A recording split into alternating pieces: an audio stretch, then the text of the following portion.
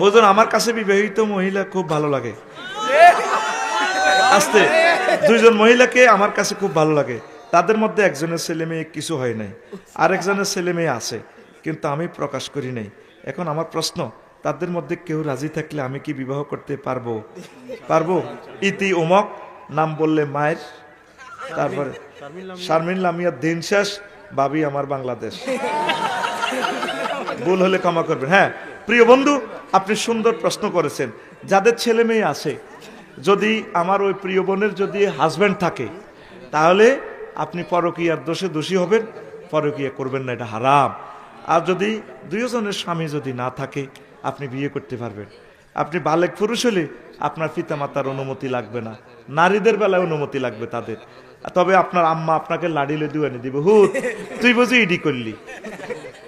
তবে মা বোনদের হিডার হিসাবও ঠিক আছে। মহিলা তো বুড়ো হয়ে যাবো, তুই ইয়াং মানুষ। কারণ ধর আমার প্রেমীয় গাড়ির লোকের নতুন গাড়ির লোকের নতুন গেয়ার, ঠিক আছে নি?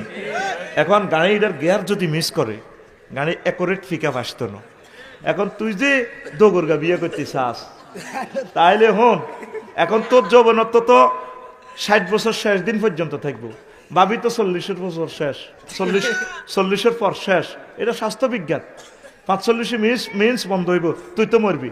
নবীজির সাহাবী একজন আইসে বিয়ে করি, আম বিক্রুন আম সাইয়িবুন, তুমি কি বাকেরা বিয়ে করেছো নাকি সাইয়িবা বিয়ে করেছো? তো নবীজি কই, সাহাবী বলল, হে আল্লাহ রাসূল, নাকাহাতু জাওয়াজতু সাইয়িবান, হুজুর আমি দোগরগা বিয়ে করছি, মুরব্বি টাইপের বিয়ে করছি।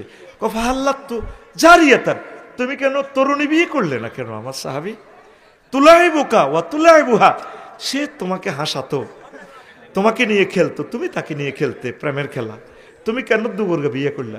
তখন ওই সাহাবী বলছেন, হে আল্লাহ রাসূল, আমার আব্বু মারা গেছে, আমার 8-9 জন বোন আছে, বোনদেরকে দেখাশোনার জন্য একটু বয়স্ক মহিলার দরকার, এই জন্য আমি বয়স্ক মহিলা বিয়ে করেছি। তো ময় মুরব্বী, তা তোর মা তো তোরে লাড়ি লিব, তুই যে দুগরগা বিয়ে করছেন, তো এই জন্য দোনোগার যদি একত্রে করস, ওই সিস্টেম করে আগে আগে কইস, মা বাপেরও একটু শুনাইস, আল্লাহ যাতে কবুল করে, পড়ি আমিন। তবে তাদের স্বামী থাকলে কোনো অবস্থা করা যাবে না। আর জিজ্ঞার জিউত হয় না, তুই ইজ্ঞার তো তোর জিউতের তো দরকার। হে তো সিট ইডালে তোরে হরে বিয়ে করতে দিত না, তুই হেতিরে কইবি বেলে হন আয় বিয়া 2-3 আন করিও, তুমি রাজি আছো নি চাও না আটকিবি, এতে বিয়া করলে হিগারও বহুত জিও।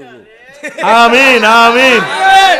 এ আমার ভাই মনের কথা কইছে, এতে বিয়ে করলে হিগারও শুরু হয়ে যাব। এটা ঠিক তো, এভাবে হয়তো বুঝতি। আমিন ক।